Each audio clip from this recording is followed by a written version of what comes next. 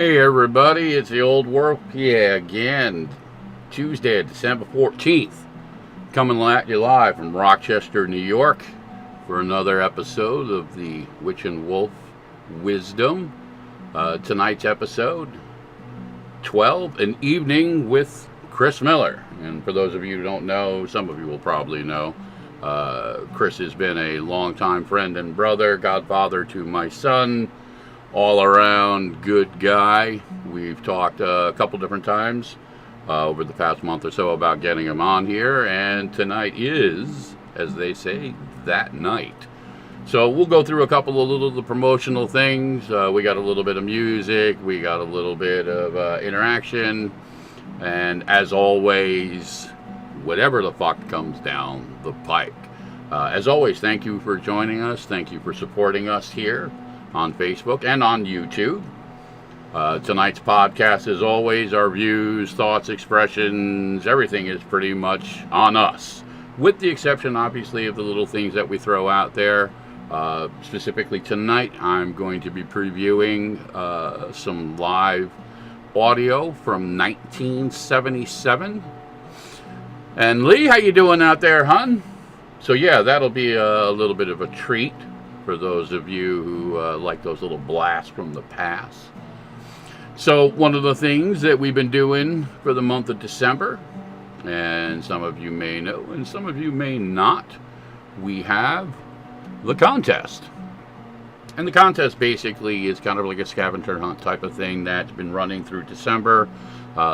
Trivia clues will be given on Shiya's Wednesday night live readings, as well on Fridays, and then little periodic things that we will do, like we did Sunday night.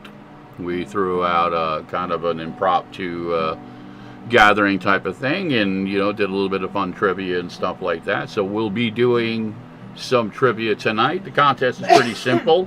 All you have to do is subscribe to the YouTube channel. There's no cost, there's no obligations. Most of the submissions, specifically the Wednesday night lives, have to be done via email, aka you must send your answer to contest@ladyshiya.com. First correct answer gets the big points, 8 points, and then everybody who does give a correct answer obviously still gets points, and that'll be 5 points. And then the little trivias that we do here and there are obviously worth points as well too. So hello everybody again, thank you for joining us. So we do have, and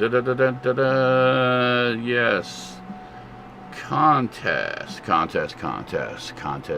Here we go. So let's take a look at that, so that way we can, there we go. As it stands right now, the Goblin Queen has stopped by to say hello. Hello, Goblin Queen. As it stands right now, Michelle Myers is in first place with 15 points. Ash Buck, who was the Week 2 winner, with 8. Tamara Herman with 8. She was the Week 1 winner. And then we have May with 5. Christine Norris, Monica Maples, Erica Castro, Deanna, and Sheila. I'm doing good. I'm doing really good. Thanks for asking. And for those of you who don't know, the Goblin Queen is, well, her and her children are the inspiration for Goblin Dance. That's kind of one of our go-tos. And she's also very active with Shiya within the community. And Shiya, Lee says, thank you for the crystal information. They are helping out a lot. So yes, this is an expansion on the greater end of the community, as they say, with elements that cross over between the different lives. And then obviously the podcast here is more of a deeper dive. Brother Josh, how you doing tonight? And as mentioned, tonight's episode is entitled, an episode 12, An Evening with Chris Miller. So with that, I want to introduce my brother Chris Miller to you all. So Chris, say hello to the world, my friend. Hello, world.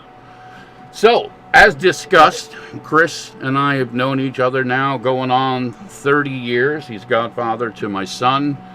We have danced many a dance between and around music, children, life, love, death, all of it. So with that, in the old school tradition, I'm going to let Brother Chris introduce himself and pretty much give you a little bit of an idea about who he is, and then we'll talk about some different elements. So, Brother Chris, the floor is yours. Well, first of all, Frank, thanks a lot for talking me into doing this. I was a little scared and nervous about doing it, but you brought me back to it's not going to be that big of a deal. So, well, it's only being broadcast around the world, so yeah, nothing really to worry about. Yeah, no pressure here. Yeah, no pressure here. But listen, honestly, we both know you've spoken, to the best of my count, at least 1,000 times over the past 30 years in different scenarios. But please, go on. For those people that don't know me, I'm 60 years old. I've been riding motorcycles since I was 8. Been getting tattooed since I was 18. Worked in the music industry for over 22 years. Been in recovery for 35 from drugs and alcohol. So basically, I've lived a good and happy life. Frank and I, it's probably over 30 years now, have known each other, and Frank knew my family, I knew his, and basically just, I've lived my life sometimes on the edge, sometimes in the middle so I don't fall off the edge, sometimes fast and furious, other times laid back and relaxed.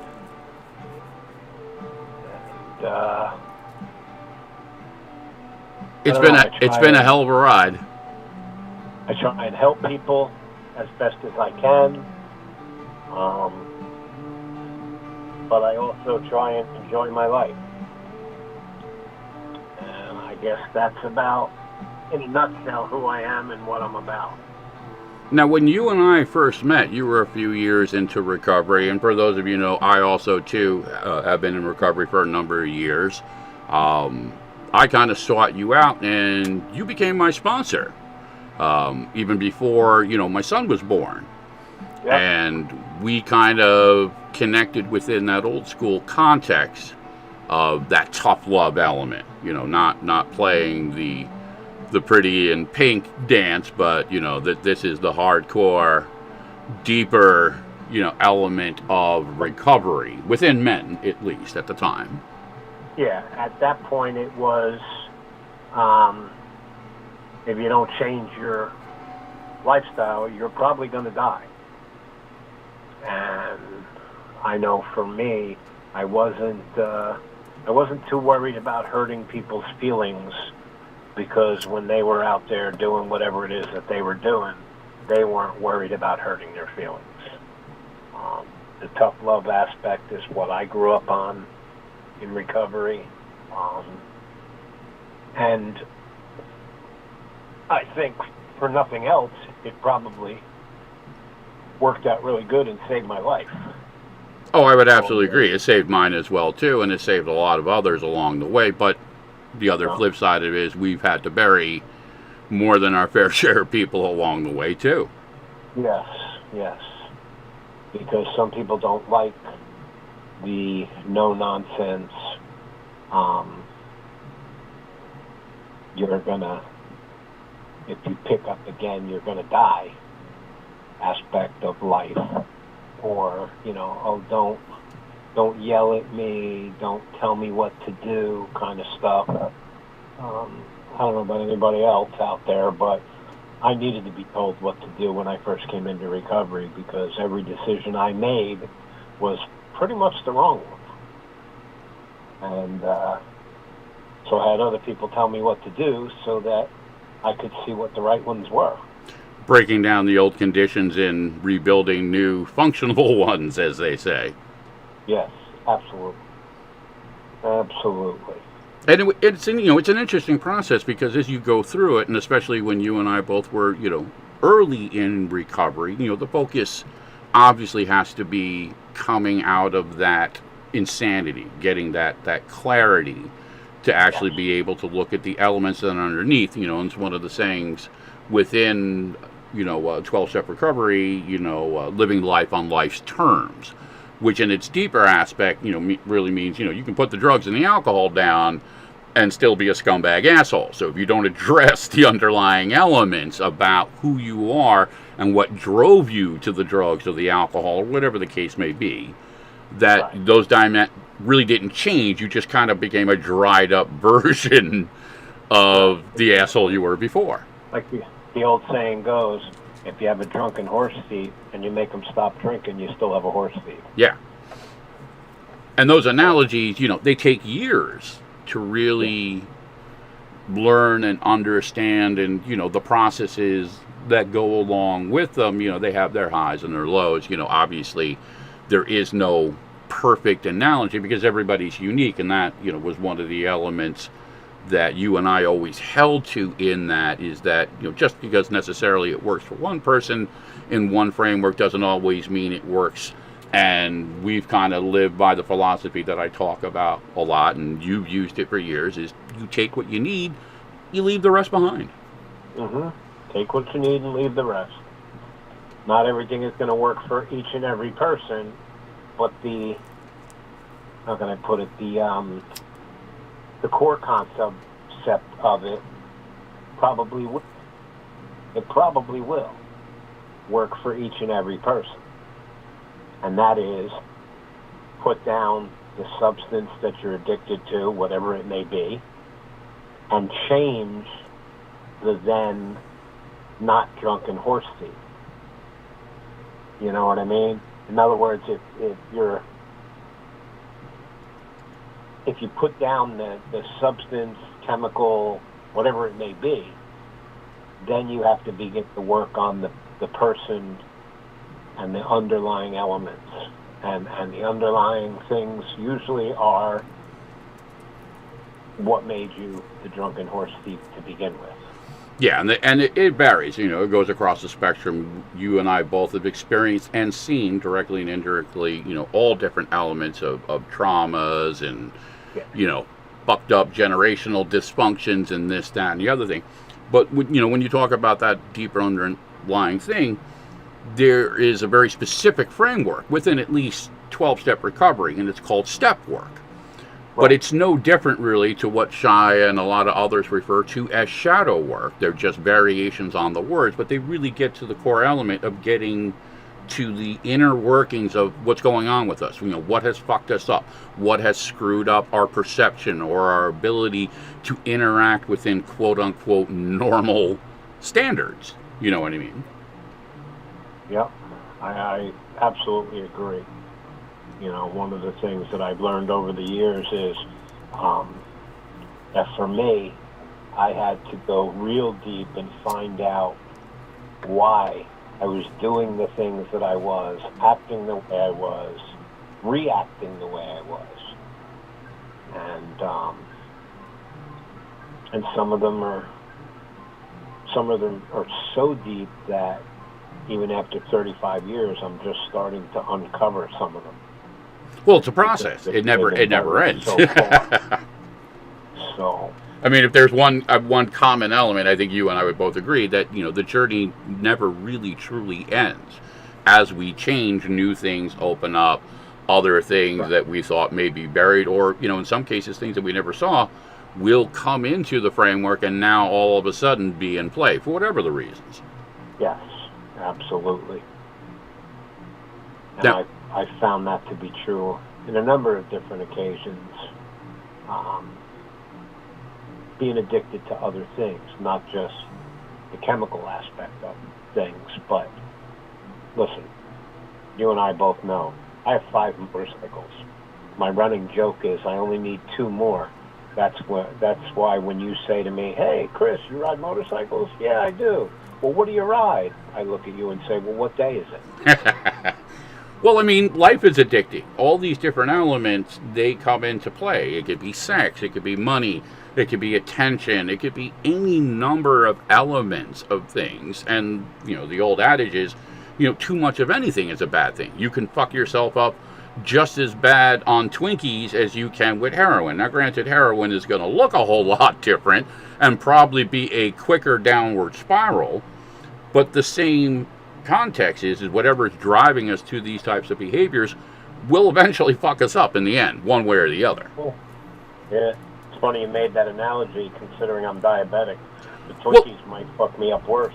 Exactly. Well, I mean, again, it's context. You know what I mean? Yeah. Different things for different people, they translate differently. You and I both know, and we interact with people who can drink, and they don't have a problem with it, and we don't have a problem with it. It's different for them. Right. Just as much for some people like you, sugar is an issue. You know what I mean? Caffeine for me is an issue. So we all have our little unique variables that come into play, but life in itself is addictive. We like the things we like feeling good, so when we find something that makes us feel good, we want more of it by default. Yep, and also too, the fact if I don't want to feel something, some people use some kind of chemical. If I don't want to feel something, I'll eat. I'll eat Twinkies and I'll eat, whatever the case may be. And it does the same thing for me. It takes it away, but it also harms me because it's messing with my diabetes. So, and I didn't, as we both know, I didn't have diabetes when I first, 35 years ago. Yeah, but we also ran along the line that we were indestructible. We had found, this magical answer to life, and we were emboldened by it.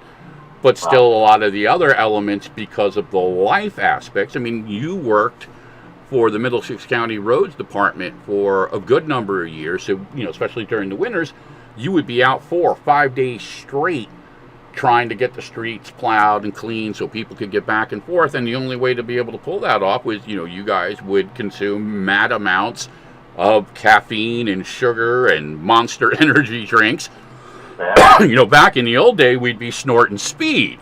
But since that wasn't an option, we supplemented the things that needed to be done to do what we needed to get done. Right. Yeah, I consumed a lot of sugar, caffeine, and energy drinks, just to keep going. Just to keep going, keep yourself awake so you don't end up in a ditch somewhere. But I don't know. I just some of it is the trade-off that we inevitably have to do. I refer to it as the lesser evil. We have to do things sometimes in life to get from point A to point B. Yeah. Yeah, no, you were the green monster man. Diane, it was like Red Bull with the question mark. I'm like, yeah, no, Brother Miller was a fucking monster man. Yeah, I drank. They used to sell them 2 for $4. They actually came back to that. Thank God I don't need to drink that many. But they sold them 2 for $4. And we had, on my particular route, we had a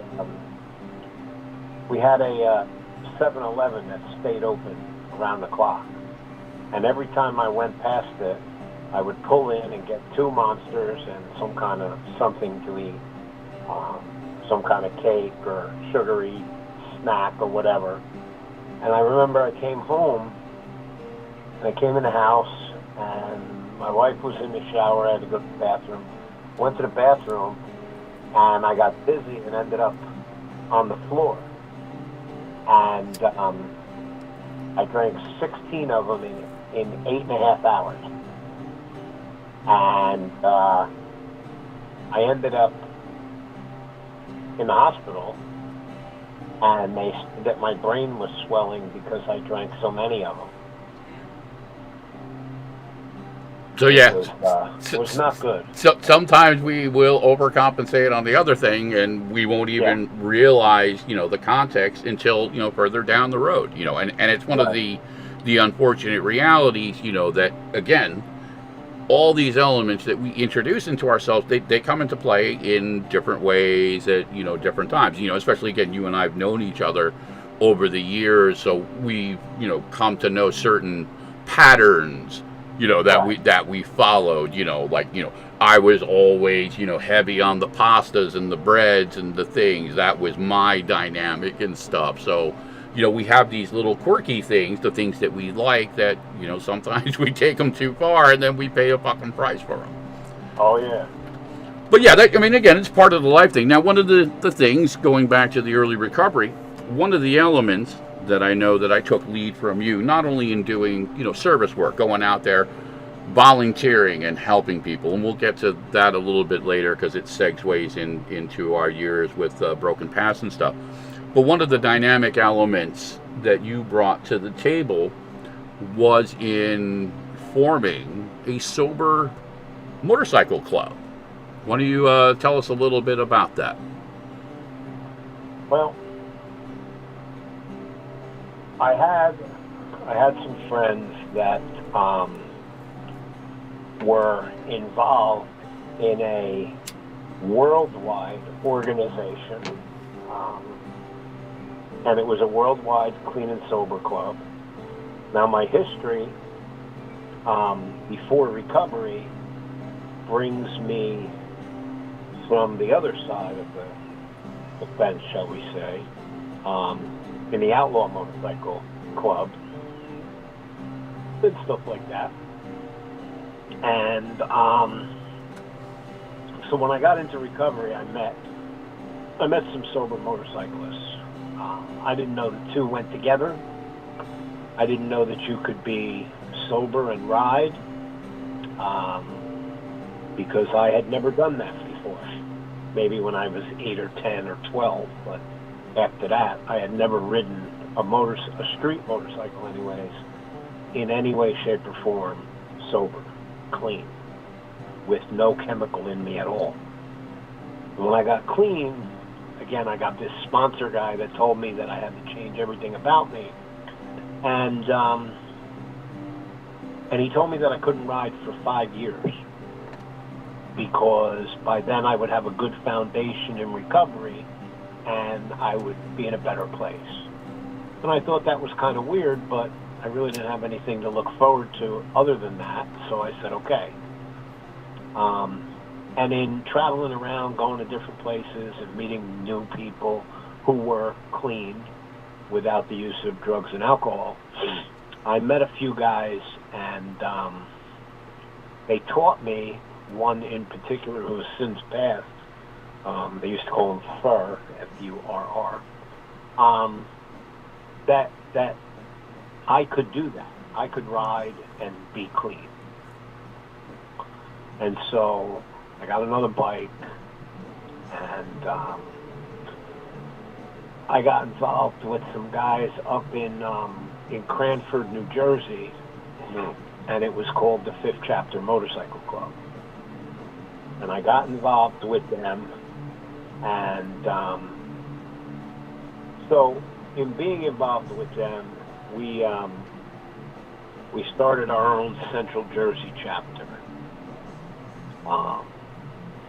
Usually the way things get started for different types of organizations are usually a resentment that somebody doesn't like the way something is run and they want to be involved in it but run it in a different way. So we started the Central New Jersey chapter. We were involved, and this club was worldwide, and I met guys from all over the United States, Canada, Mexico, England, New Zealand, you name it. They were from all over the place, and they were great people. They were all sober and clean, and we started doing what we were supposed to do, and that was carrying a message of you can be clean. You don't have to live that lifestyle that I used to live. And you can still ride and still have good times and still have fun and do all of that kind of stuff. And I was in that club for 15 years. Now, right now, I have a picture of you and TC up. As we discussed, I pulled a bunch of the pictures from your Facebook. I'm sure you know the one is the two of you standing there. You got the beard, the shit-eating grin, Yep. two of you leaning in each other. Now, TC is somebody that we both knew, also within the framework of recovery as well too. Yep. Tom was, we used to call him Top Cat, and he's had a bunch of names over the years. He's had Tinker, because he likes to buy a motorcycle and put $10,000 worth of parts and accessories before it even comes out of the showroom. Before he's even ridden it, he's already changing it. I believe his name is now Magoo, because of his thick glasses, because he's older now. But we used to go all over the place. Him and I went to, we went down to DeLand, Florida for a national run. We went to St. Louis for a national run. We went up to Cape Cod, an event up there. We had a lobster run up there, they called it. And we went. Him and I went all over the place. We really did. And you guys were also fun. And the organization was up there. I believe that there's only a few chapters left. Somewhere up there by you, Frank, in Rochester. Correct. Yes. And a couple of out near Boston and Cape Cod. But just being involved in that organization, listen, I had 15 good years of a lot of fun.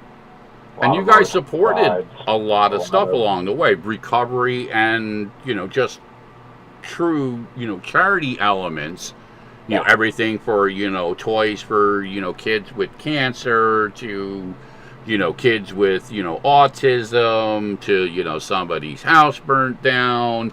And, I mean, you've been active at that element for years. Yeah, well, you got to give back to the community and give back what was freely given to you. And I'll tell you what, I enjoyed it. I really did. Some of the things that I've experienced over the years being with that club, I'll take to my dying days, just having a good time and the people that I met and, just doing stuff. I mean, I watched these guys, some of the other clubs, the clean and sober clubs that were around, I remember in early recovery, they used to run a dance, and one club did one weekend, one club did the other weekend, and they got all the proceeds to help out the club and do whatever. But it was a place for newly recovering people to go, and there'd be 300, 400, 500 people there. Yeah, we've run dances and stuff through the years at different levels for different things, and it was always beautiful that we could create a context where people could get together and have a good time without it having to be drugs or the heavy vibe of the alcohol and all the bullshit that goes with it. Now, having known you for a few years, and this next picture I'm going to throw out here is just kind of meant to... This is a picture, and again, I know you can't see it, but Suzanne and everybody else can. This is Brother TC and Brother Chris at when you had a place down in Lawrenceville, and it is the classic picture of you with the tits apron. Why don't you tell us about that? You knew I had to go to it.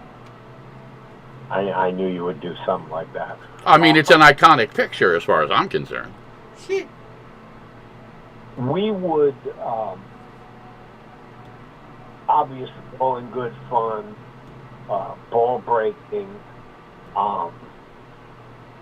We found that somewhere.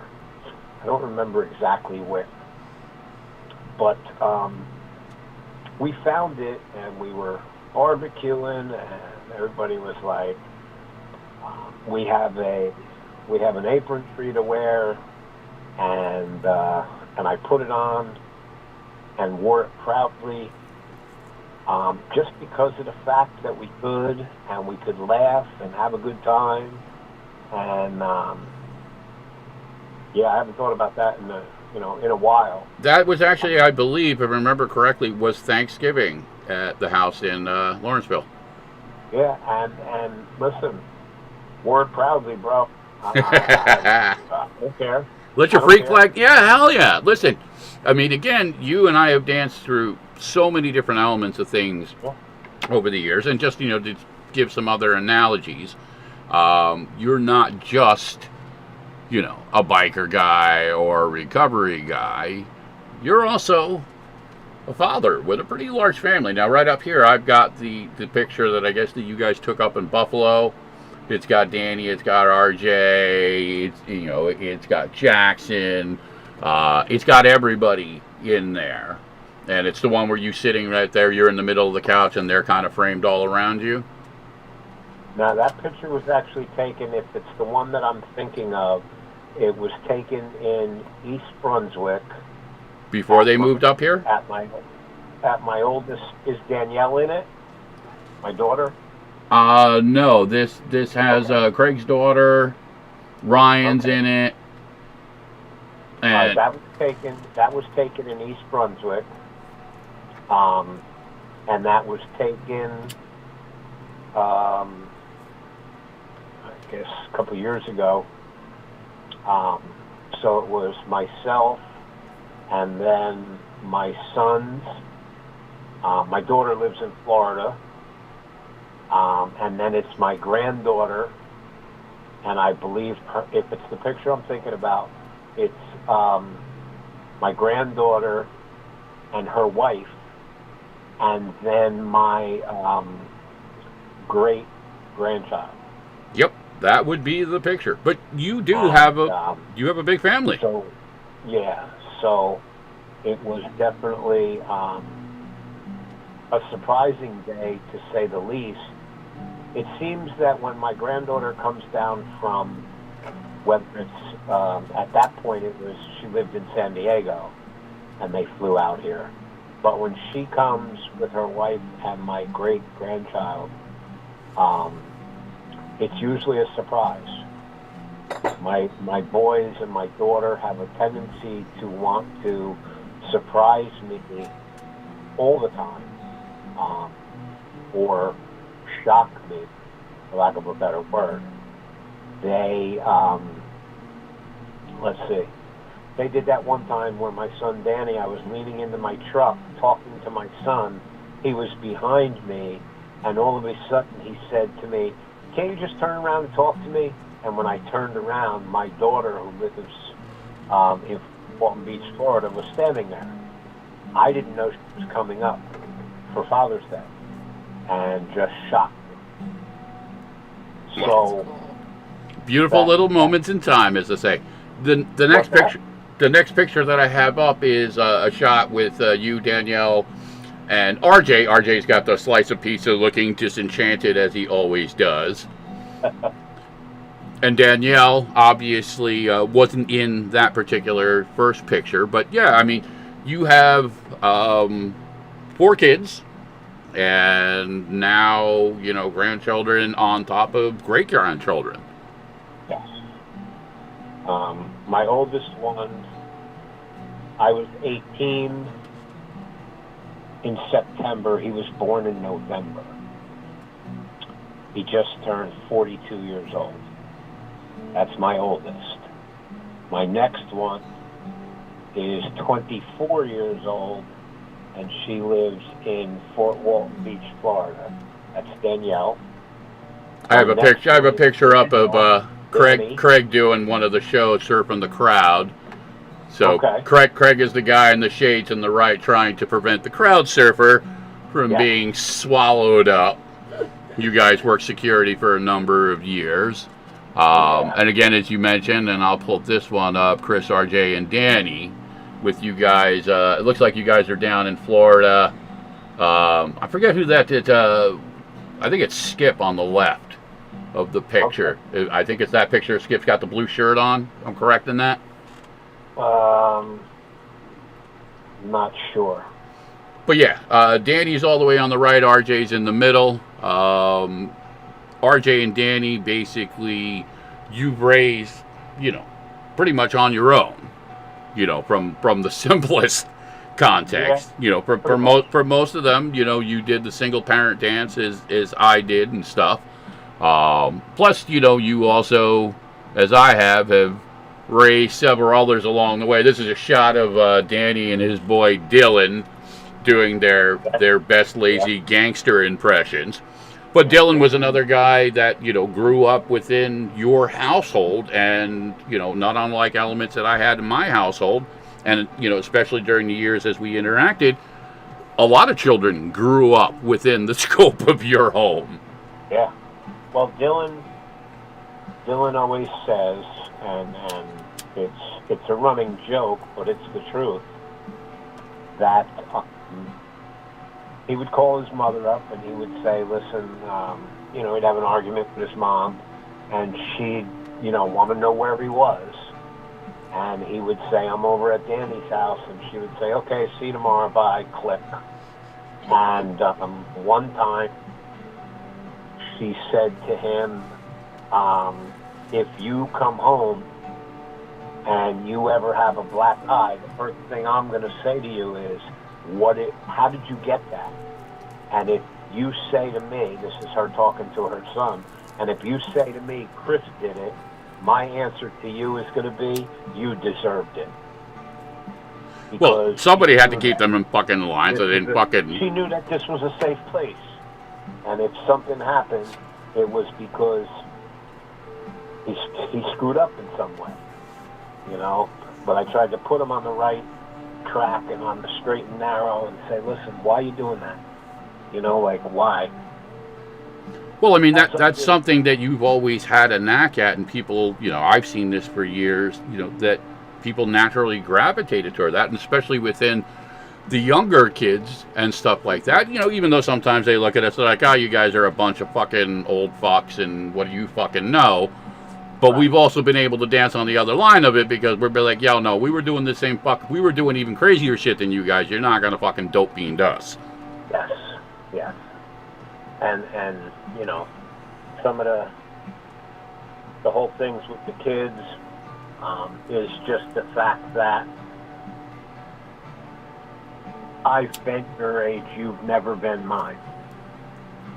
And, but you also know how to connect with them too. See, that's one of the things that you and I shared in common is we actually got into their levels of things, doing things, interacting. You would take the boys with you to shows and to meet bands and to go out in the snowplow with you, or just basically go in the backyard and blow shit up. Yeah. We had quite an experience on that. Yeah, we've had a couple of really interesting fireworks extravaganzas. Didn't we have a mortar go up on the side of the house the one year and basically chase everybody through the neighborhood? I remember the one time the cops came because we were lighting off fireworks, and the cop pulls up and says, hey, put that Roman candle out. So I started scraping it on the road. Well, one of the exploding things came out and shot down the street. And he's like, see? I said, yeah, see? If I wasn't putting it out and was doing it the proper way... This would have never happened. That's your fault, not mine. Well, I just put it out. But, kids get a kick out of it and they enjoy it. Well, you also became certified to do professional commercial grade fireworks shows.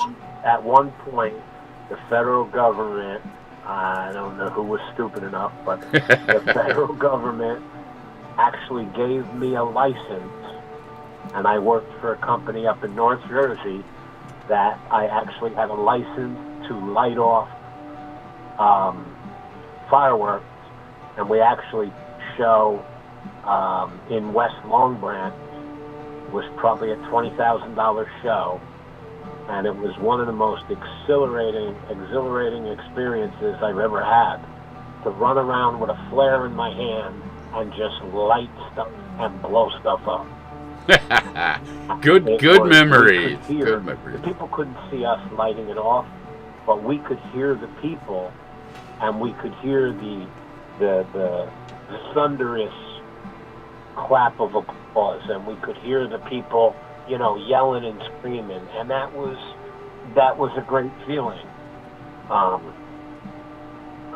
Whoever decided to sign that license didn't realize what they were doing, I guess, but they were giving a madman keys to the It kingdom. was definitely a lot of fun.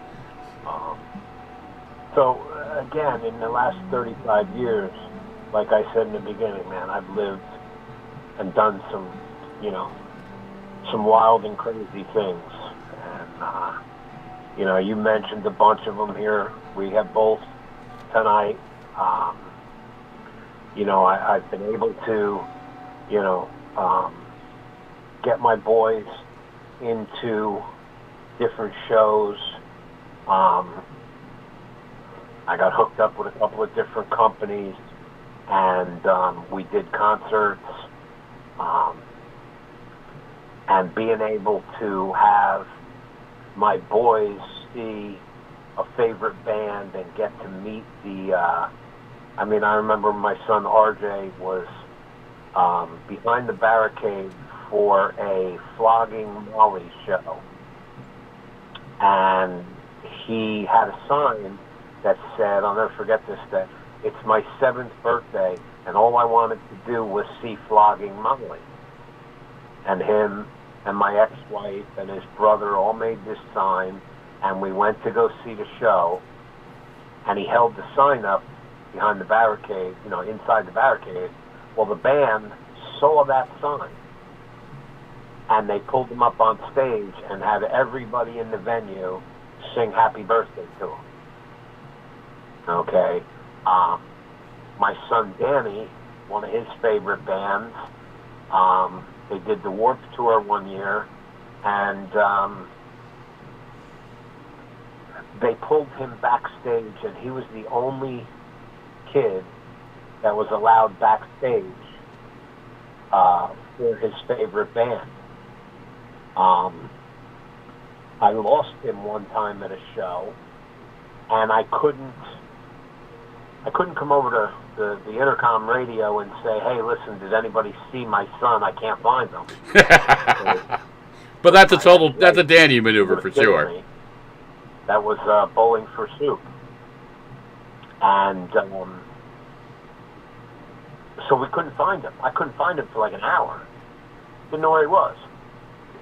Come to find out, he was on the tour bus for Bowling for Soup, and he must have walked away with $300 worth of swag. He came away with T-shirts, sweatshirts, a backpack, this, that, drumsticks, picks, you name it. He had a whole bag of stuff. And he was hanging out with the guitar player and walking the dog and just hanging out and having a good time. Well, those are where the good memories are made, as I say. Okay. I'm going to segue a little. We're going to talk a little bit more after we do the one video break about some of the elements of the people that you have worked with over the years. What I have up here right now, though, is one of mine and Shiya's favorite pictures of you and the witch known as Susie. And it's you guys down Seaside Heights sitting there. She's kind of got her leg wrapped up on you. You met her up here, so I'll let you tell the little story that goes into the whole Susie thing. Is that the one in the boat? No, that's the one where you guys are like, well, I think you're sitting there and it has the Seaside Heights underneath it. And it's got like the fence in the background. She's got her hand on your stomach, her leg crossed over yours. Okay, yeah, I think I know which one that is. Yeah. Well, I mean, it's you and Susie. Well, yeah. Well, I think I know which picture it is. Okay. But personally, we think it's a great shot of you guys. But why don't you tell us about Susie? Well, I went through a little bit of a rough time and needed to get out of town. And I happened to know this dude that a few years ago decided that his company was going to move him 5.5 hours away to Rochester, New York. I wonder who that is. Wonder who that could be. And for probably close to a year, every couple of days I would get, well, you know, if you want to come up here, the door's always open, you can always come. Well, I packed a bag, not letting him know it, and I packed a bag and got about maybe 2.5 hours into the trip and made the phone call and said, hey, does that offer still stand?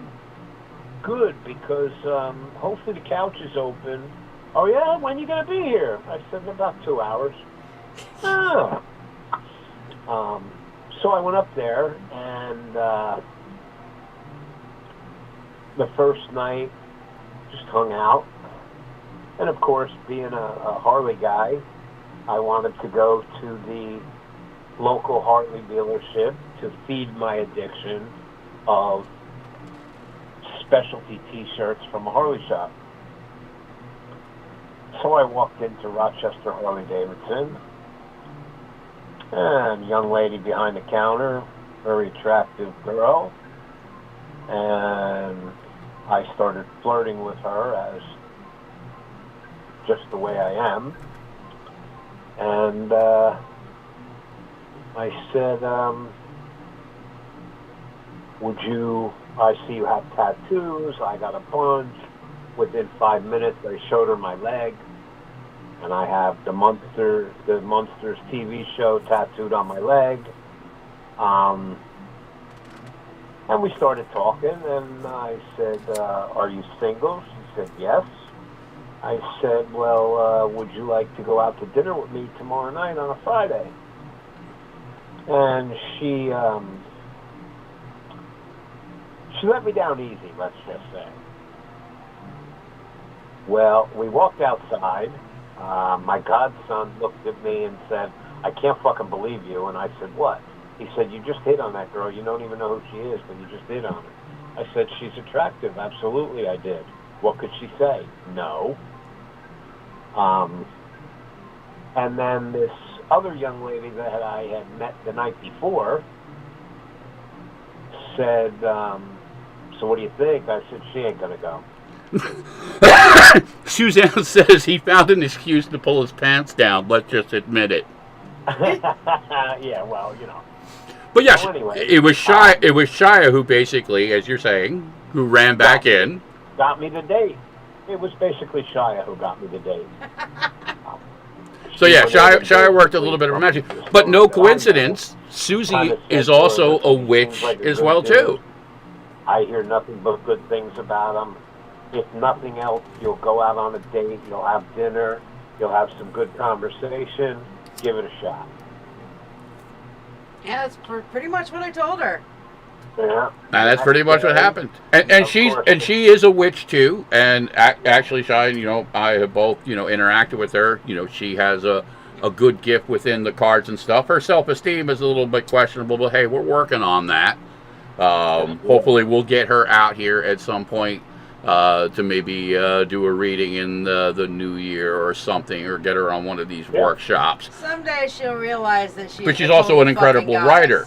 One of her poems, coincidentally, and we've talked about this, we premiered it here a couple of weeks ago, is one of the new tracks that we did that Shiya actually sings on, called Her Desperate Mind. And you were kind of, you know, a little bit on the backdrop and, you know, saying to her, said, yeah, you know, do this. Right.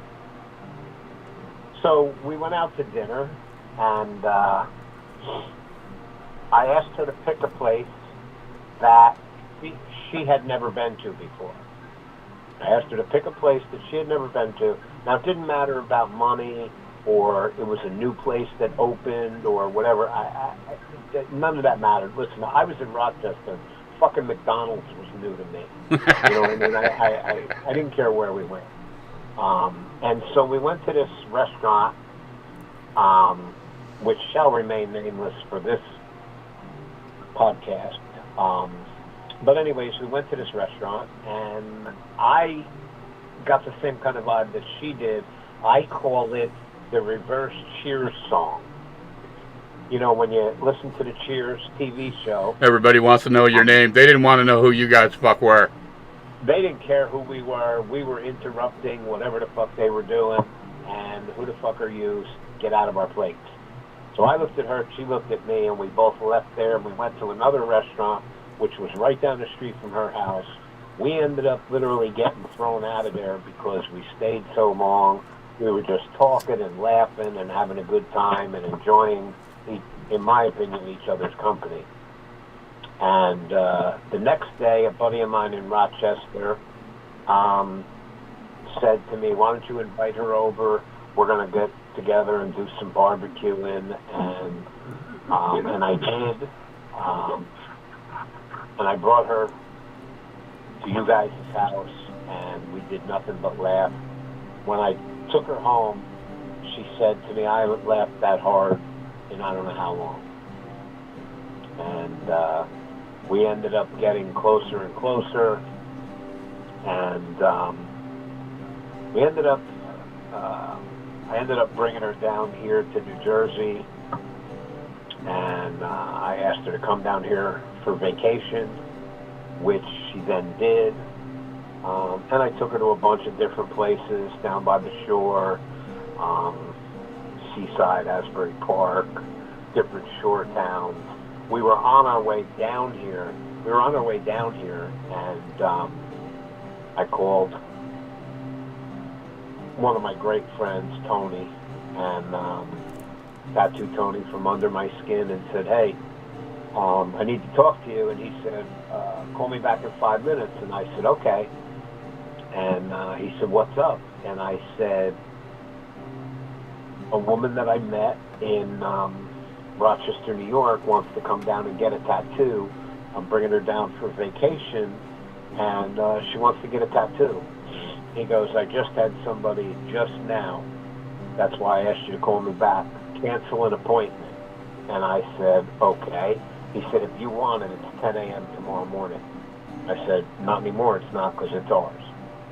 And she got a real nice feather on her neck with some birds flying out of it. It's really a beautiful piece. And the following weekend, I went to take her back up there, and I said to her, listen, I said, so what did you think of New Jersey? Most people think it's the armpit of the world. What did you think? And she said, I absolutely love it. And I said, well, would you like to move down here? And she said, you know what? I have nothing holding me in Rochester. I'm going to let's pack up my stuff and come down to New Jersey. And that's exactly what I did. We started at about, I guess, maybe 10 o'clock in the morning. And by 7 o'clock at night, we had everything packed up in a U-Haul, traveling back to New Jersey. And the story continues. Huh? And the story continues. We think you guys make a great couple. I have a picture from your 60th birthday party with the two of you there in your backyard.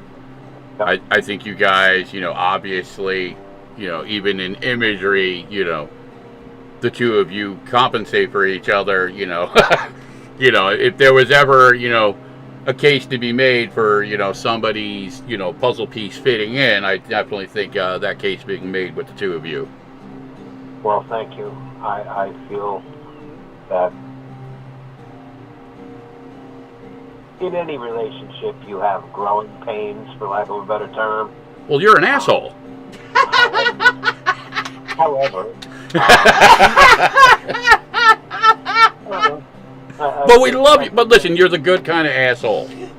What's that? You're the good kind of asshole. There's bad asshole and then there's good asshole. Right. Well, let's not even go there. Well, that's a podcast for another day. We'll be talking about beaver butt and all that kind of stuff. Ah, yes, the beaver butt. Yeah. Nothing like a nice little bit of artificial vanilla to get your day going. We're gonna segue real quick. I'm going to do a clip from a show in 1977 at Englishtown, New Jersey. 1977. Right, and you were at this show. Yes, sir, I was. So I'm gonna play it. Let everybody enjoy this little piece from the Grateful Dead, who performed there again in 1977. And after that, we're going to come back. We're going to talk about that and then some of the other elements that tie into the music, people that you know, and obviously things that you and I have done. So everybody enjoy a live clip of the Grateful Dead performing Bertha, live 1977, Englishtown, New Jersey.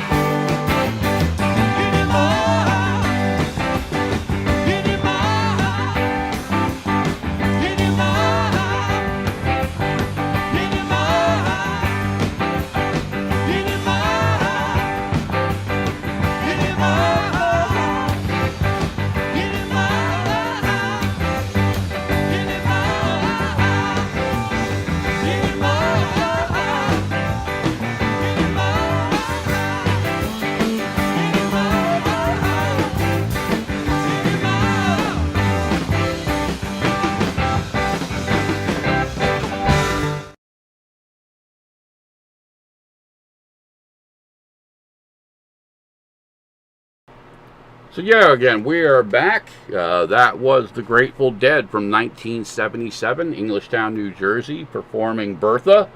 And again, as previously mentioned, you were at that show. Tell us a little bit about that show. Well, I had never seen the Dead before, and growing up listening to Southern rock music, actually country,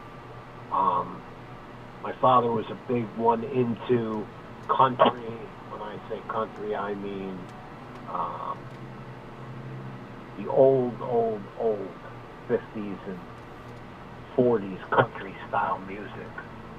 And I had heard that the Marshall Tucker and some friends of mine were into the Grateful Dead, and they were like, we need to go see this show. So we bought the tickets. John Scher was the promoter, and I'll never forget it. He told the Old Bridge Township Town Council that he had sold 40,000 tickets. And for the amount of area that they were going to have the concert at, 40,000 tickets was no problem for their security, for their stage site, for all of that stuff. And we then found out that over 150,000 people showed up. I was just going to say, that show ended up with a lot more people than anybody expected. And listen, let me tell you something. I saw some of the weirdest people I've ever seen in my life, and I've seen some weird people in my life. Yeah. There were some weird ones there. Well, I mean, again, speaking of that inner hippie in you, where is it? Yeah, I got something for you. Da, da, da, da, da, da, da, da. But yes, that also segued for you into another element, obviously, with the Marshall Tucker Band. Yes, and it was the first time that I had seen them. And New Riders of the Purple Sage opened the show and put on a great set. Marshall Tucker came and played some songs that I hadn't really heard before, but were very interesting and very good. Toy and Tommy Caldwell, Doug Gray, George McCorkle, you remember his first name, but anyways, they've gone through many different incarnations over the years. I have a picture up right now of the picture of you and Doug in front of the bus. They were the original members right at that point, and they rocked. And then the Grateful Dead came on, and they blew the place away, and it continued from that point on, my love of the Grateful Dead and my love of Marshall Tucker. Somewhere, and I don't exactly remember exactly where, but I got closer with members of the Marshall Tucker Band. And then I met them at a couple different venues over the years, you know, and then they came to the Starland the first year Starland was open, and I got real close with the incarnation of the Marshall Tucker Band that was there that particular year. Doug Gray being the last remaining original member at that point. But some of the guys were banned for, by that point, 20 years at least, maybe more. And I just started to get closer to them and closer to them and closer to them. And, you know, brought some people. Frank, you're one of them. Yep. Basically, to put it in a way, brought people along for the ride. And they are incredibly generous, humble, and really engaging musicians. I have a picture up now of you with brother Chris Hicks, who is the lead guitar player now within the band, but is a very accomplished musician in his own right, guitar player, piano, singer, and just all around an incredibly crazy and loving guy. Yeah, yeah. I remember that it was in 2001. I'm sorry, 2011. That I guess it was in like 2009, 2010, maybe a little earlier than that. I met a guy who had a production company, and we had done a couple of shows. Your son Will was involved in a couple of those. We had done a few shows, private security for them. Correct. And, We also, I have a shot up here with you with Artemis Pyle, who was the drummer Yeah. from Leonard Skinner, who was also a lot of those shows up in that time period. Yeah, we're getting back to Tucker. We did the Rock Legends cruise, which was a 4-day cruise that went down to Nassau in the Bahamas and came back out of Florida, out of Fort Lauderdale. And we rented an entire airplane. The production company, the production crew, everything. We rented an entire airplane, and we went down there to do this show. And I actually got to sit with Artemis while he was signing a guitar that was going to be raffled off, and got to, now of course Leonard Skinner, you can go any place in the world and mention that name and people will know it. I don't care what language they speak. And I got to sit down with him and just spend about 2.5 hours eating dinner and just talking about the Leonard Skinner band and his relationship with Ronnie Van Zant, and just how he got involved with the band, and the different experiences they had all over the world. And he was telling me about the time that they were coming out of Japan, and they all were going to end up in jail because they had so much weed, and their tour manager ended up getting them out of trouble. And he told me about the plane crash, what he was willing to talk about, and he brought it up, I didn't, and told me what his experience was. And so I remember that on my birthday up in Catskills at an event, the Catskill Catskill Thunder. Yeah. I remember that my friend Jill asked everybody to leave the room if they were not part of the Marshall Tucker family. And it was my birthday weekend. I had on my leg, I had one of those air cast things because I had a torn meniscus. Mm-hmm. They were going in the next week to do surgery, and yeah, we drove up there in the fucking Magnum. No, that wasn't that time. Oh, that was a different time. What I'm talking about is when I rode up there. Oh, okay. I thought you were talking about the time we went up there in the Magnum. No, you and I went up there and experienced that whole thing. But this time I'm talking about, she asked everybody to leave, and I was like, what the hell's going on? And she asked some pretty burly dudes, you guys got to go, like in no uncertain terms. And they sat me down at the table, and they put a cake in front of me, and the Marshall Tucker Band sang Happy Birthday to me. And I can tell you that I really, at that particular point in my life, not only did I need that, but also I realized that I was part of something that was way bigger than me. But I was part of a family of brothers, a family of Southern gentlemen that considered me part of that family. And that has carried over for a number of years now. What's that? That has carried over for a number of years now. Oh, yeah. Just this past summer, the boys played down in Ocean City, New Jersey at an event. And one of the other members of the family, in 1974, she was a Marine, G.I. Jane. She said she was coming up to the show. She'd like to see me. So her and her boyfriend showed up, and me and Susie showed up. And you know how sometimes you always, I don't know, some men, not me particularly, but some men say, oh yeah, I know so-and-so, and I'll get us backstage, and you can meet the band, and they tell the girl all this bullshit is what they do, just to get whatever it is they want to get.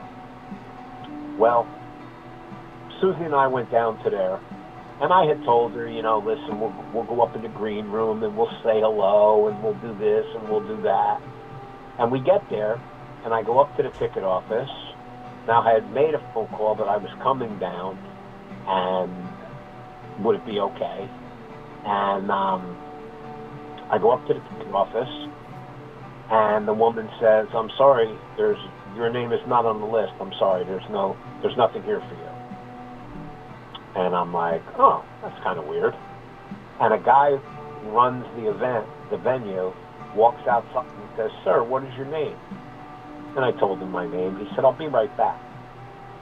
5 minutes later, he walks back with 2 tickets in like the 8th row and 2 backstage passes. Now, the other girl that I was with, okay, B.I. Jane, who came up from Myrtle Beach, had her tickets. She didn't get any backstage passes, okay, but I did. We went upstairs. We got to meet, you know, Suzanne got to meet all the boys, and she got to get her picture taken with them, and she got to really see the inner workings of the Marshall Tucker Band in the sense of how they treat family members. And it was absolutely amazing. And I've got tons and tons and tons of stories like that, of different people.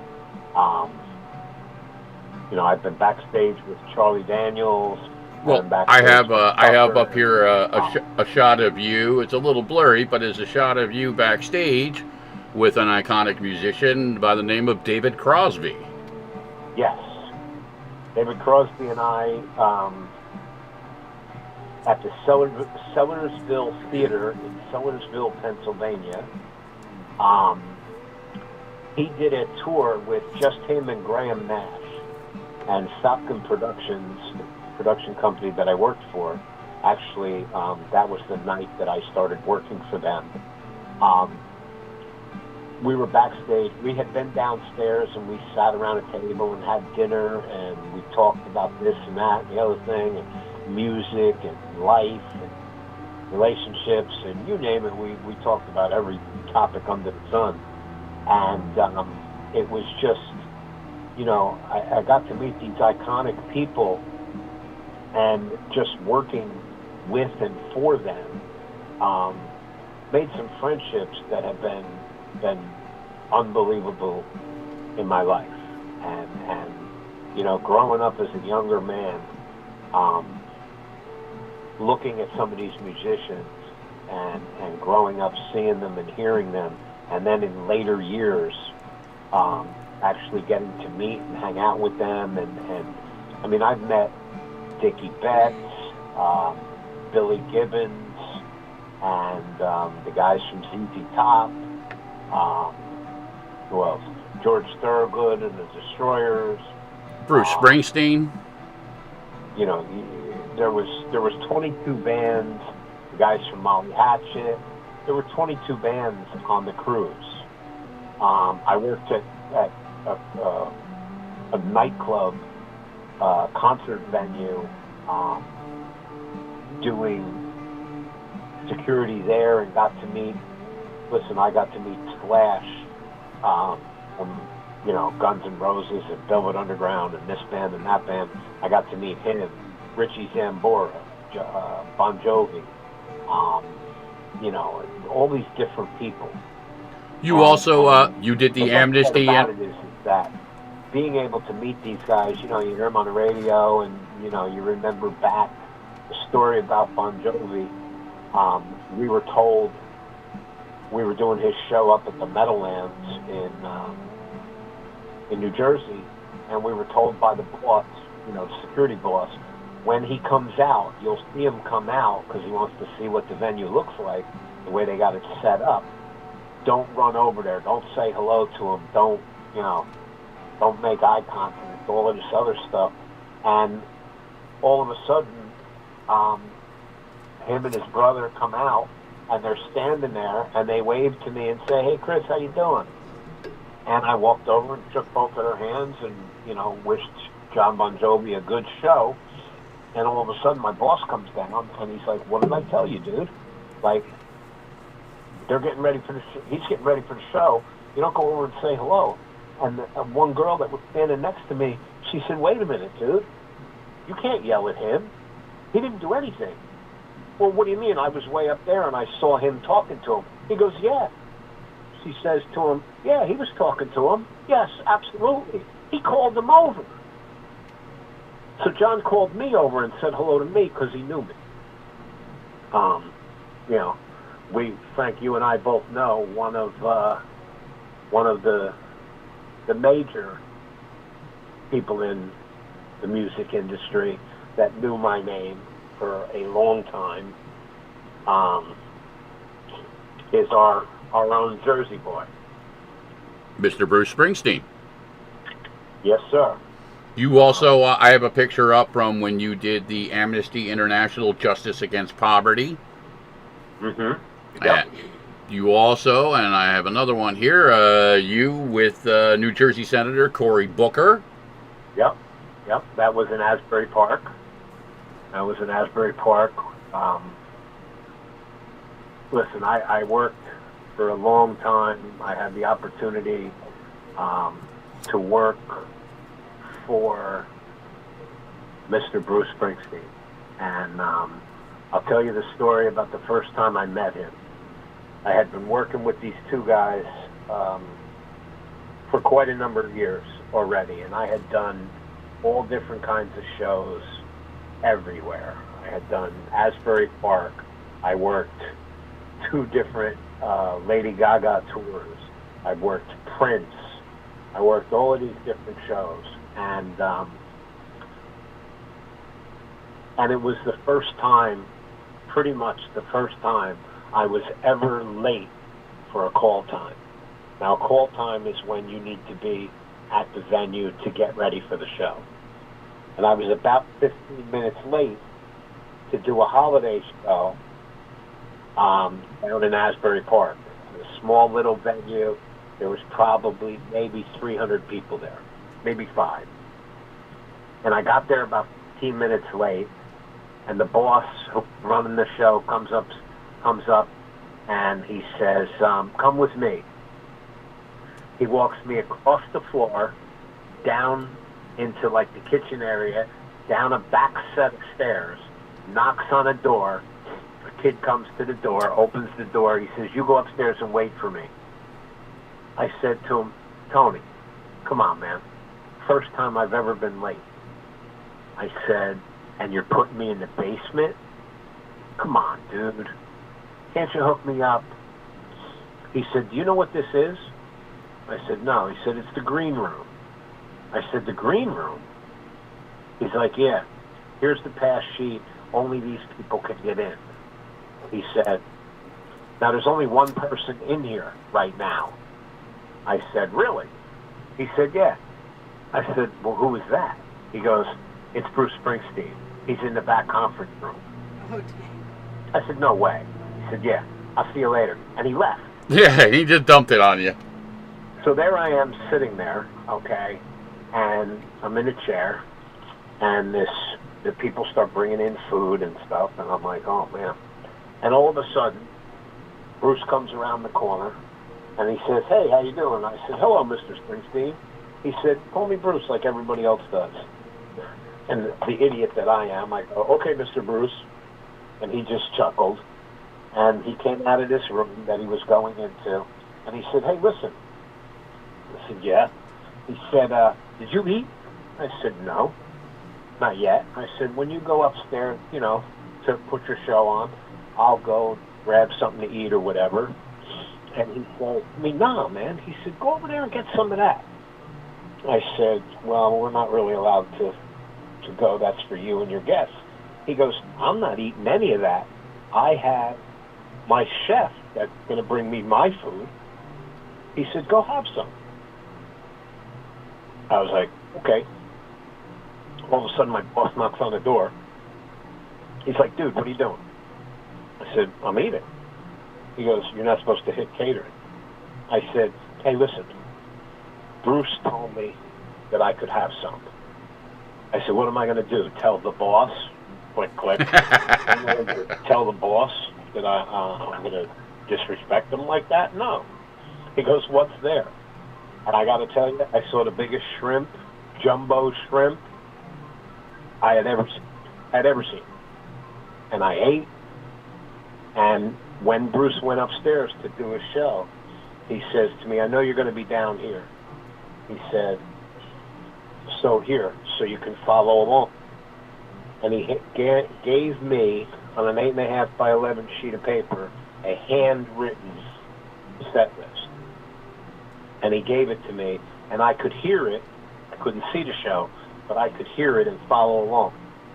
He came back down afterwards. I got to meet some of the other people, not only in the band, but other musicians.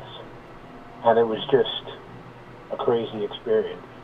I then spent pretty much 5.5 years in New York, New Jersey, and Pennsylvania, being Bruce Springsteen's mother's personal security guy, along with Weinberg's mother, her personal security. And I know this because one of his relatives, Timmy, told me one time, he said, listen, he said, I got to tell you something. Your name came up at our family's Easter dinner. I said, get out of here, dude. Come on. Don't bullshit me. He goes, no, really, I'm dead serious, bro. I said, what are you talking about? He goes, we were having Easter dinner on Sunday, and Bruce talked to his mother and said, I'm playing at Madison Square Garden on Wednesday. Are you coming? And she says to him, you know, I don't like Madison Square Garden. I just don't like the venue.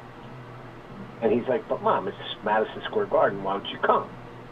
She's like, well, you know what? I'll go if my security guy, Chris, is there. If he's there to take care of me, I'll go. And I said to his cousin, I said, there's no way that my name came up. And he was like, no, it did. So I got the phone call the next morning. Okay, I got the phone call the next morning. Not would you like to work, but you are working on Wednesday night, right? And I said, yeah, I'm working. Bruce called my boss. My boss called me and said, you are working. I said, okay. And that's how it happens. And we had, listen, Bruce's family treated me with the utmost respect coming from them. I remember Bruce had a cousin that passed away, and the first show that his mother did in New York, actually I'm in the PAC in Newark, New Jersey. It's the Performing Arts Center.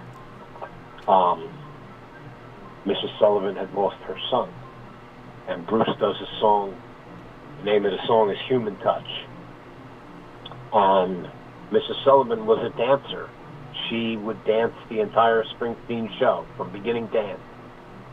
Well, during Human Touch, she had nobody to dance with. And she walked over to me, and she asked me, would you mind? And I danced with her. And I said to her at the end of that night, I said to her, I really appreciate the honor of you feeling comfortable enough with me to ask me to dance. And all she said to me was, Chris, you're like family. And it was some of these experiences that I've had over the years with different bands and different things that I've done in that industry. That'll be with me for the rest of my life. Yeah, no, and listen, the journey isn't over. I have a picture up that I've had for a couple of minutes with you and a friend of ours, Teresa, with you in your tie-dye hippie garb. which Yeah. I think is a great shot. The hat, the glasses, and you've never been one to shy away from sending the statement, as they say. No, listen, I know the picture that you have. That outfit was made for me by the woman in it, Teresa. She had a tie-dye company at the time. She still I met does. her through some friends. Ended up going the first year up and staying at her house and then doing the Rock Ribs and Ridges Festival here in New Jersey. I believe the second year I brought you and Will, and we had a blast up there doing that. We got to meet some other musicians. Our buddy Tom Hampton. Correct. Tom is a guy who I connected with up there because of that weekend.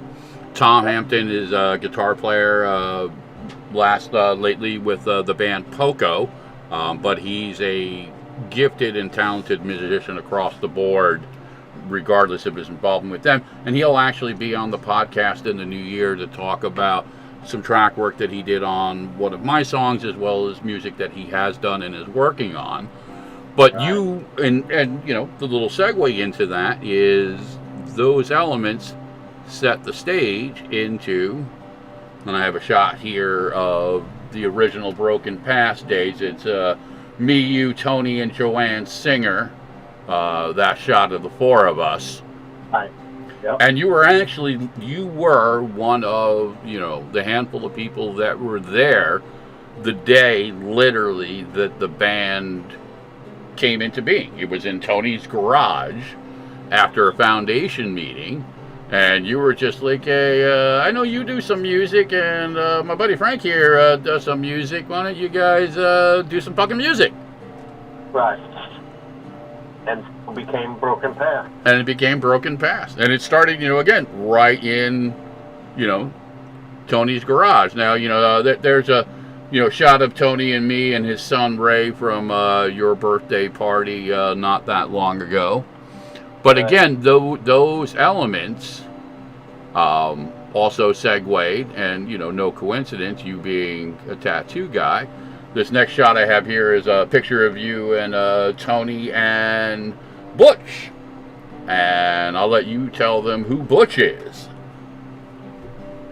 Oh, Tony and Butch Patrick. Yes. Yeah. Well, Tony's been friends with Butch for a number of years, and I grew up watching the Monsters television show, and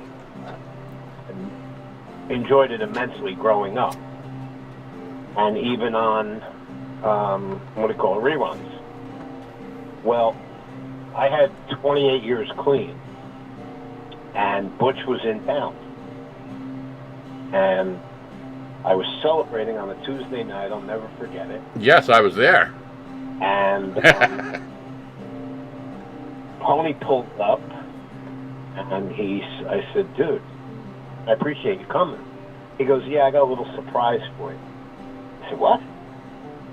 And Butch got out of the car and walked over, and I was literally in shock. And I said, oh my God, what, like, how does this happen? Like, how does this happen? And Butch said to me, I want to see somebody that's 28 years clean. I want to see what somebody with 28 years clean looks like. Nice to meet.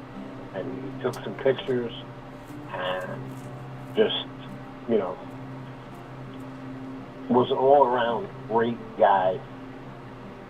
Yeah, and Definitely was a he's shock been, that he's been part of that circle now for a number of years. But that also segue, I'm going to go into now some of the pictures of the tattoos that Tony did on you of the Monsters. The first one I have is Herman and Lily, obviously.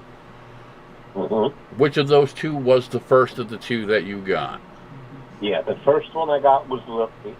Then I got Herman. Then I got Eddie. Then I got Grandpa.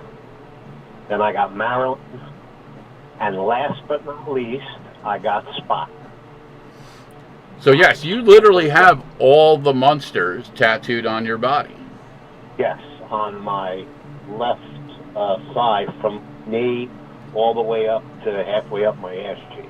Which is gonna segue us to real quick tonight's trivia question. I had one that I was going to use, but I've changed my mind. I'm going to save it for tomorrow. Tonight's trivia question, for anybody who's still paying attention, for 5 points in the contest, is simple. Guess the number of tattoos that Chris Miller has. The first person to correctly guess the correct number of tattoos that Chris Miller has gets the 5 points. So that's your trivia tonight.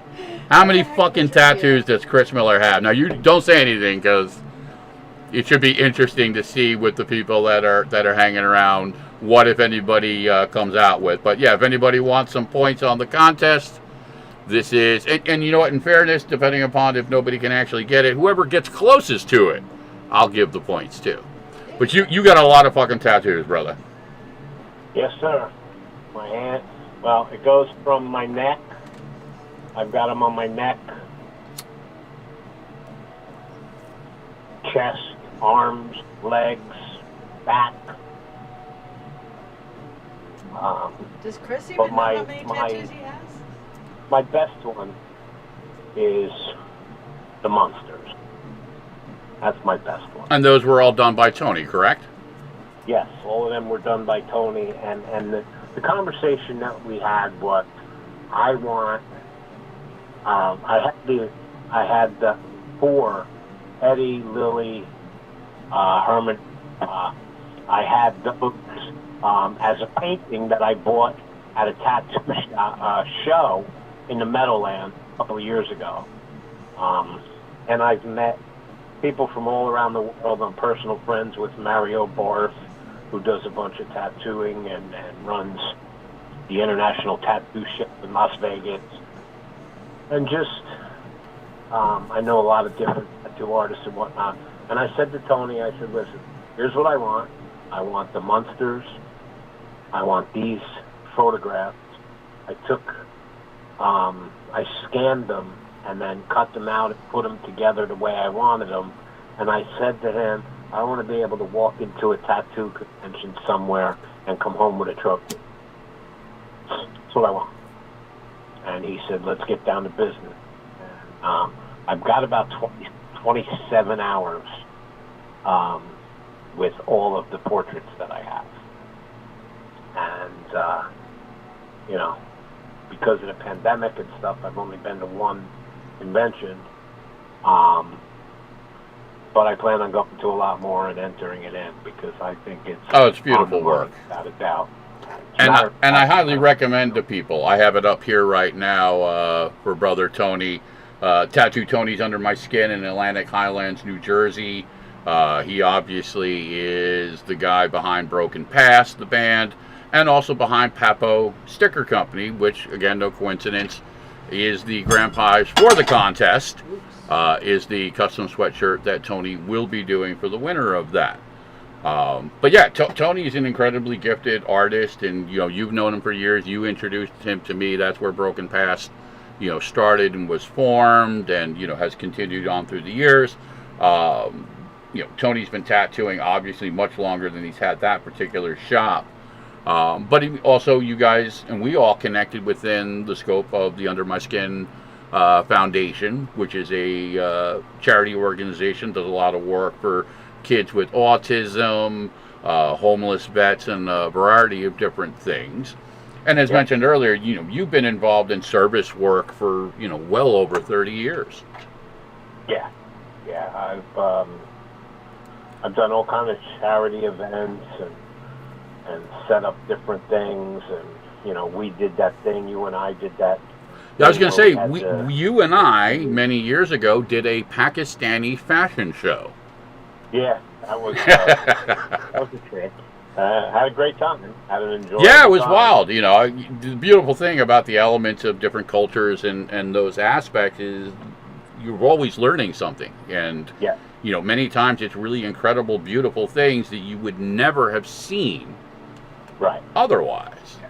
Yeah. And yes, as Shiya has said, tonight's trivia is, guess how many tattoos does Chris Miller have? So yeah, listen, you and I have barely scratched the surface on, some of the elements of things. I know we were talking a little bit earlier, about, some of the crazier, adventures and things we've seen. We ran, silver dances and events for years where we saw all kinds of funky characters. We've done shows from both ends of the spectrum, behind the scenes, as well as, right there up front, performing elements, raising numerous kids along the way, and, all those. Of the people that are listening, let me just say that I have watched the Old Wolf perform at a place along with his son that anybody who knows the Jersey music scene, or music in general, there's a place in New Jersey, Southside Johnny has played there, a number of bands have played there, Springsteen played there all the time, the Old Wolf and the Little Wolf, or the Monkey as we all know. Yes, the Monkey. Played on the stage of the Stone Pony. And being able to watch my good friend get up there. And your godson, for those who didn't make the connection, when he talks about Will, that's the Monkey, that's my son, and you are godfather to my son. Yeah. And and it's funny, I remember the one show you guys did there, and he said to me, I'm really scared and I'm really nervous. And I said, okay, just remember this. All these people came out to see you playing on this stage. Play like there's nobody here but me. And you guys rocked it that night. I'll never forget it. No, we had a lot of fun. It was one of my bucket list elements. But we also got to see some interesting things. Like we got to see him ambushed by those drunken, desperate housewives. Yes. At that show, and we got to sit back in the shadows and just watch him squirm through it, which was definitely a highlight of fatherhood. Just watching the kid try and navigate those particular waters. Oh yeah, I remember that well. That was hysterical. But we've seen a lot of elements with the boys as they have grown up over the years. Your son Danny and my son Will, were thick as thieves, for quite some time there. In how they dance. But, we have also known each other since, our respective children have been born. So it hasn't been like, a week or 2 weeks or even 5 or 10 years. You said it's well over, 30 years now. Oh, yeah. Yep. It's been a wild ride. Oh, hell yeah. And, there's a lot more to come. You and I talked about, and I mentioned this and I'll mention it again. We're going to put together a couple of shows next year. Also looking at, expanding on some of the different elements within, not only the workshops that Shiya has, but some other elements within the podcast and, within, many of the music elements. Suzanne, again, being a gifted writer, hopefully will continue. If she's still out there, that was a casual, push into get off your ass and write some more shit, bitch. We need some lyrics. But yeah, I mean, listen, the families that play together stay together, and family is a broad term. Listen, you and I have been closer in many elements than many people that were quote unquote supposedly blood to us. Yes. You know what I mean? And we have danced within that spectrum of life and death, from different aspects of things over the years, be it through recovery or be it, within, directly the people that we love. Right. Michelle, you can answer here. And I saw Shauna threw out a guess. She went first, she went 26, then she went 36. Neither answer is correct. And I will just say that it is more. He is tattooed from ankle to neck. Brother man is fucking tattooed. So yes, this, Michelle she just emailed. She guessed 101. Michelle, that's a lot. I'm not even sure anymore what your number is, but So what we have here, Chris, is we got a spectrum of 101 and 36. So can we safely say that the number is between those two? No, we cannot safely say it's between those two. Ooh. It Well, is not. well, there is your hint. It is not between 36 and 101. That's a heck of a thing. Yes. Yeah, it's going to keep people spinning around on their toes trying to figure out how. Michelle now says 145. So the new gambit is between 101 and 145? That's a lot of fucking tattoos. What do you say, Chris? Is it between 101 and 145? Yes. So it is a number between 101 and 145. A lot of motherfucking tattoos. So yes, the numbers, they crunch together. Between 101 and 145. Michelle's the only one, so she's like, she's going to get it. Fuck everybody else. 127, Michelle says. Going once? Uh-oh, Shauna's got in on it. She says 136. So we have 127 and 126 and 136. Shauna now goes to 126. It's like the fucking Price is Right going on right now. Shauna and Michelle are just like, fuck this. We're getting the Chris Miller tonight. It's like the Price is Right. All right, so you're going to have to ref this. So we know it's somewhere in there. So we've got 126 and 131. Is it between that? What numbers? 126 and 131. No, it is not between theirs. So it is between 131 and 146. No. It's between 101 and 126. All right, so it is between 101 and 126. Yep. So the numbers are now crunching down more. A lot of fucking tattoos. Michelle says 121. 117. Just everybody just throwing numbers. 107, 106. So how about this? What I'm going to do in a fair element here is I'm going to give both Michelle and Shauna the 5 points. And why don't you give us, since we're getting close to the end here, give us the exact number. So Michelle and Shauna, you're both getting 5 points for being, here and participating. Myers gets 5 more points. Michelle Myers gets 5 more points, and Shauna One Love gets 5 points. So what's the actual number, Chris? How many tattoos do you have, my brother? 107. 107 tattoos. So yeah, there it is. Brother Man has 107 tattoos. That is putting Michelle Myers definitively in the lead. Michelle wants that hoodie. She Okay. wants that hoodie because Michelle has she's made it a already in the point. lead, but now she's like way the fuck ahead. She's smelled victory. She's tasted it. She sees it. She wants it. And you're right, Michelle. You did guess it. The monkey guessed But- 112. Your godson guessed 112. He was pretty fucking close. Yep. Now, that does not include the new one that I'm getting on Monday. Okay, well, the numbers will always continue to grow. I know you. You will not stop getting tattoos. You'll probably still get tattoos even in death. You'll have us pull you out periodically to tattoo your dead corpse just to keep it consistent. No, actually, I have, listen to this. I have a friend, you actually know him. It's Falcon Productions Joe. Yes. He's the CEO and president of a company now that is based out of California.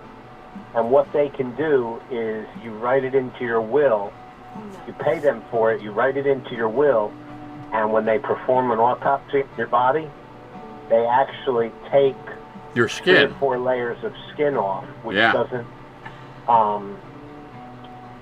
deteriorate the tattoo itself, because that's only under a few layers, 1 or 2, 3, whatever it is. But what they do is they take it and they make a framed piece of art, and you actually will it to your children or wife. Yeah, no, husband, I've best seen friend, that, right? Yeah. mortician, whoever you want to will it to. You can actually will it to somebody, and they can keep that forever. There's a way that they do it. Our friend Joe has that company that does that now. Very interesting. I'll have to get that information from you and put that up there. I mean, it's a bit of a narrow market, you know what I mean? It's just like, hi, in death you can take your art and share it with your loved ones. Hundreds and thousands to get these pieces of, what was that movie that they did? The Dragon Lady, or whatever it was called. Lady with the dragon. Oh, the lady, the girl with the dragon tattoo. Exactly.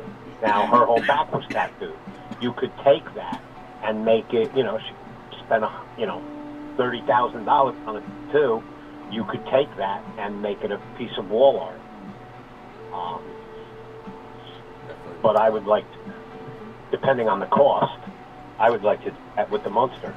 Well, I mean, again, for you've made your body in many ways not only a canvas, but you and I have talked about this as a kind of, again, testament, if you will, an archive of many different artists and their styles.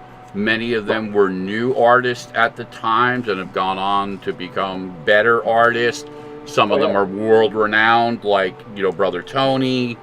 And, others have just been kind of like, with the Harley shops, you have just, wherever you go, you've made it a point to kind of grab a little piece of that element and literally put it on your body. Yes. So, I've tried.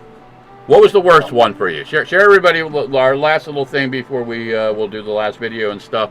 What was the worst fucking tattoo you got? As far as pain? Yeah, just overall experience. Well, as far as pain, I have two.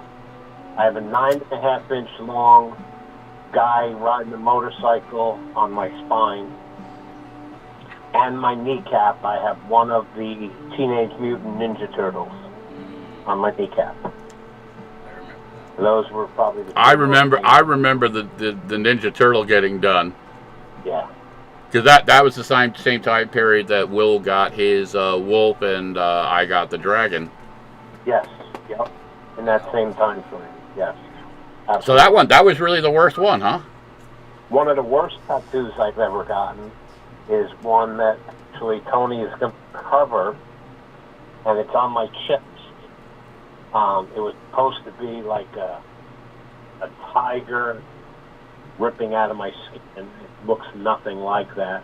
And I was actually on a television show a few years back called America's Worst Tattoos, something like that. I remember I was on my way home, and a buddy of mine called me and said, "Hey, I just saw you on this TV show." I came home, and I had gotten interviewed in in Wildwood, at a convention, and I came home, woke the entire family up, and said, "We got to watch this show." And there I was, and it had little flames coming out of the eyes and all this kind of wacky stuff. So it was really strange. So Tony's going to cover that for me. Well, thank God for that, right? Yeah. All right, so listen, before I close out, a couple things. I'm just going to, I have some of the promotional services, obviously, that Shiya and I are involved with. Everything from the private readings to spell casting, counseling, music, and stuff. We also have coming up in January 21st, 2022, at the Stone Pony, Tattoo Tony's birthday bash, with Broken Past, Tonal Crush, Felt Down Mob, and Corbett Corpus, which again is Little Ray's band, a young guy that we both know, bass player, was at your birthday bash when we were all hanging out, played a little bit of bass with us. But weather and world permitting, we hope to be down there, and a bunch of people will be getting together. So if you want to come down and meet the faces behind the voices, hang out, enjoy some music, some food, some fun. Again, January 21st, 2022, at the Stone Pony, 913 North Ocean Avenue, Asbury Park, New Jersey. So yeah, hopefully, we're all going to be able to get together for that. I know you're coming up here in the next week, so we'll see you and Susie. Maybe we'll do an impromptu little thing and get you and Susie direct. But listen, thank you again, my brother, for taking the time and coming out here. Definitely going to have you out again. We'll tell some of the more crazier stories. Obviously, we'll have to kind of sift through them. I know we talked earlier about one I wanted to pull out, and you were just like, no, we can't do that to the kid. I think we should. Now, we're not going to do it now, but I think, if nothing else, you use it as a wedge to get the kid to do something that you need them to do. You know what I mean?